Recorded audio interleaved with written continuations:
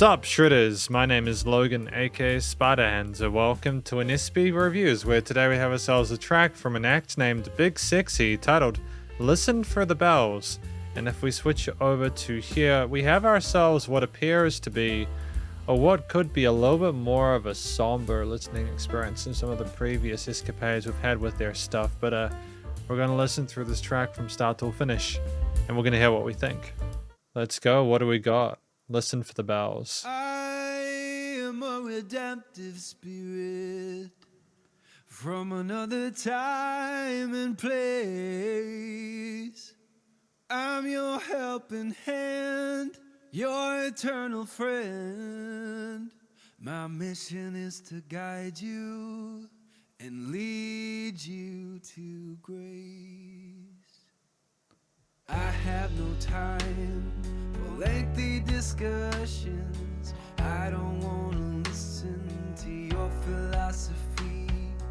I just want to save these lost and burning souls, to change the course of action for all humanity.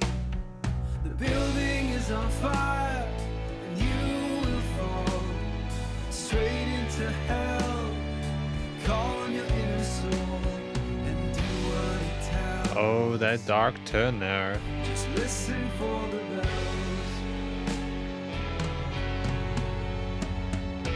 Listen for the bells. Follow the sound. I will lift the smoke and restore your sight.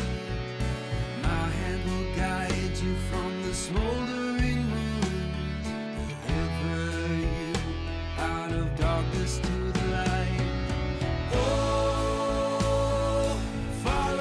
Sound of the bells, I will guide you.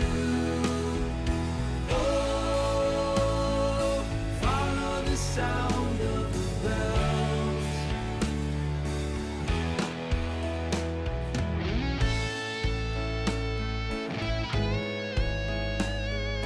So sort of almost kind of a balladesque kind of format to it, with the way the guitar is being soloed here.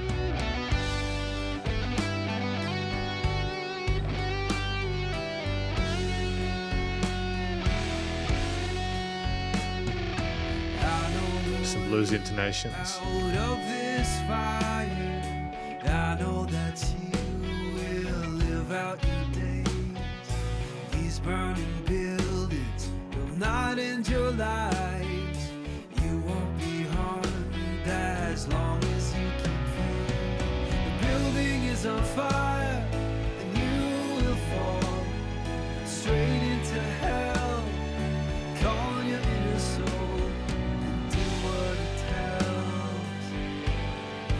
Listen for the bells. Oh, follow the sound of the bells. I will guide you.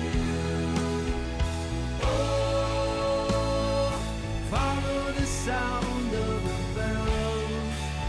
I'm much more than what I'm celebrated for. That's an interesting line. I'm worth more than what I'm celebrated for.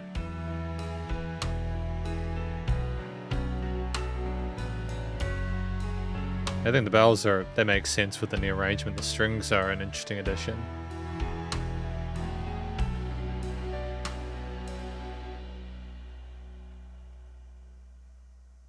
Yeah, that was a really interesting experience. It's I've really enjoyed being able to listen to the individual singles outside of River of Shame, the main album that I've been reviewing a lot of tracks off. It's great to be able to hear their singles as well. We're going to talk about this track more in the conclusion. And welcome to the conclusion of my review of this track from an act named Big Sexy, titled Listen for the Bells. Now, apparently this track is based on the testimony of 9/11 survivors who claimed they heard the bells of St. Nicholas Greek Orthodox Church and followed them out of the burning stairwells to safety during the 9/11 event. This is a miracle, of course, since no person was inside the church to operate the bells, and subsequently the church was destroyed under the debris of the towers. And there's a real sort of spookiness behind that. A lot of spirituality involved. It is a miracle. It's a miracle that they got out when they did. You know, it was a terrible, terrible thing that occurred. And a lot of people passed away. So for people to have found, so for some of the survivors to have found a way out because of this reason, it's just interesting subject matter at the very least. And I think it's kind of cool that we wrote a song about it. And I think that it's clearly something that means a lot to Gary and Big Sexy and everyone else involved, and I appreciate that. The vocals within this track, there are some sort of almost poppy kind of balladesque catchy elements there. But that part at the beginning where it was just the singer by themselves, it was very sobering hearing the tone of those vocals. It kind of reminded me of a song by Ed Sheeran, The One in the Hobbit, where Ed Sheeran is by themselves. It's a different effect, this one. I just think what I appreciate is that we are able to sound just as impactful by ourselves as we are within the rest of the arrangement. And throughout the piece, the singer sounds very sort of like they're authentically affected by it, in the sense that it clearly was very impactful for them. I think for anyone who was around at that point in time, especially if you lived nearby or you knew people who were involved with it, clearly, you know, it was intense. At the very least, that's an understatement. But I feel like we balanced the needs to try and have some more soothing melodies and harmonies in some of those chorus sections with the implicit sadness. Like, we're celebrating the miracle, I suppose, and that they have managed to avoid being in that burning building, but there's also a sadness that the situation occurred in the first place, and I feel like we're trying to meter those. And we do well to do that. I think it's a very mature composition, and I think there are definitely ways in which you can discuss or sing about the subject matter in a way that diminishes it or kind of, I suppose, cheapens it, and we avoided all of those. So I feel like we showed really solid head and chest voice. Our technique was good. The vibratos, especially in that early section by ourselves, were they made it seem a bit more human, and I appreciate just the general palatable textures and tones in regards to that. The track at 3 minutes 35, though, outside of the vocals and the story, it's a piece where you get the impression that we were simply trying to make a song that was meant to affect the person listening to it.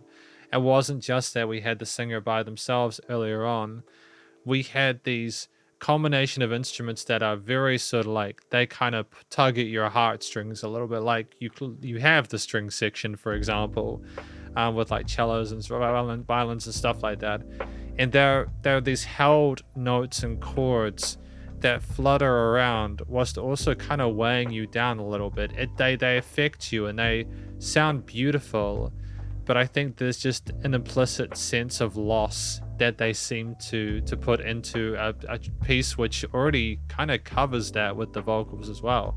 I think having that little bit of distorted guitar, that little bit of extra crispiness in those chorus sections to add a bit of oomph was a smart move. I think it's just nice sort of in regards to the variations and intensity dynamics of the track. And it makes it seem like a bit bigger and almost like we're focusing on the fact that they got out of there alive. And I think the solo section that we had in that mid-range was great because it was more like it was trying to sing kind of alongside what the vocalist was doing. And I think that if you had too much sort of shred going on, or if you had too simple of a section where it almost seemed like we were trying to make it just an additional layer, it wouldn't have been as impactful. I feel like we had the correct balance between technicality and feel. I think having the piano in the verses and not having those distorted guitars was a great move as well, because it kind of made it a bit more kind of low key and like we were kind of sitting in there sort of contemplating what had occurred. I think that the drums with the kicks and the rim shots, especially avoiding those snares until the larger section, was great just in regards to dynamics, but also our development and adjustments of feel. And I think that we clearly understand how to play the kit there. We know how to pocket as well, though, to keep things simple when needed to be. There were some transitions and fill sections and stuff like that, and we did explore the kit a bit, but not to a point where we were trying to sort of take the attention away from the story or whoever was telling it. And I think that, again, you have those main lead elements like the guitars and the vocals. You have the strings on the sides for those sort of almost like pulling parts, and you have the keys there coloring the mid-range in a way that's not too bright, because it's not meant to be a bright period. We're discussing stuff that isn't meant to sort of elevate you. But nonetheless, it's effective with the way not only that we create those chords and those arpeggios and everything like that, but that we also stage them at a point of the frequency spectrum where they kind of hold your mood there as well. I feel like the bass line was typically rolling with those root notes, and the power of this track is that we adjusted the instrumental layers throughout to add and take away intensity, to help to evolve and grow. There was a satisfying loop between different verses and choruses and the solo sections and stuff like that. And I think in the chorus we also had like the fifth chord of it. It wasn't like a 4/4 loop. It was like a fifth chord was it was an unpredictable chord, like it wasn't one I would have expected as a natural transition within the key signature, but I appreciate the fact we had that turn to kind of sort of like spice things up and sort of make it a bit more zazzy without trying to sort of make it too quirky. Having an unexpected minor transition does sort of like kind of, again, focus more on it, even if you have brighter elements. And I just think I also appreciate, talking about the guitars really quickly before we move on, we had a bit of extra development with some of the guitar leads that we had in that second verse, where they would sort of maybe like go with some of the melodies that the vocalist was singing, and then they might arpeggiate on the sides there and like that low to mid-range there. It's just that extra bit of sparkle and finesse that you kind of need to keep a track interesting throughout. And after the chorus, you kind of earn that little bit of extra pull there so that things don't go right back to where they were and therefore become less interesting, arguably. It's just nuance, The studio recording, mixing and mastering, though, I'm really happy with how it was handled. I think you had a great sort of, the effect of the singer by themselves at the beginning was solid there. It was a really good take. There weren't any issues with the actual recording quality of it. And when you did have the culmination of different guitar, bass, drum, piano, and string elements there, they were nicely niched within the frequency spectrum and the stereo field without any issues in regards to dynamic ranges. There was a fair bit of that, and it was nice and loud without pumping, so the bus compression and limiting was handled. And Gary can sing, so we didn't need to do too much on that front to fix that up. It was a piece that just I think it was well worth listening to, and I think, again, almost like there's a glow from the heavens in some of those higher parts there, which I think is not incidental. I feel like there's all these little sort of like subtle nuances, again, but just little bits that kind of elevate this track from being like a really good track to one that is great. And I think you need that nowadays with music. If you go too sort of fundamental with it, people will have heard it before and they'll kind of switch off.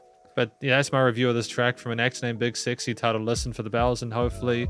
Oh, right, and the bell foley, just while I remember, the bell foley was great. You have the bells in some parts, like the end of the choruses and stuff like that, and I think just listen for the bells, then you have the bells, it just makes sense. One more time.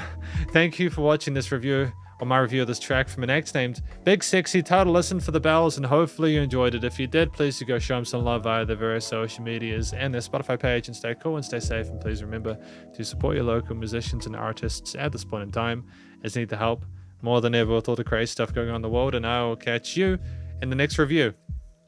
Spiderhands out.